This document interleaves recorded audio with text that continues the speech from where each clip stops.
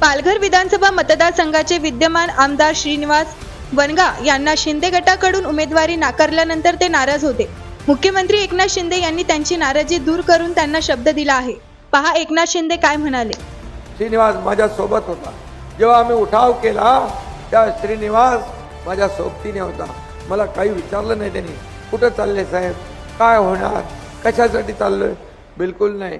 त्याच्या घरचा एक कार्यक्रम होता, तो देखील बरोबर ना श्रीनिवास, तुझा काहीतरी घरी कार्यक्रम होता, वाढदिवस होता मुलाचा, पण वाढदिवस देखील त्यांनी बाजूला ठेवला आणि आम्ही सरळ याच मार्गाने पुढे गेलो। असा श्रीनिवास आता राजेंद्र गावित यांच्यासाठी या व्यासपीठावर आलेला आहे आणि मी पुन्हा एकदा सांगतो, श्रीनिवासचं चांगलं होईल, कल्याण होईल, त्याला कुठेही इकडे तिकडे बघण्याची गरज लागणार नाही।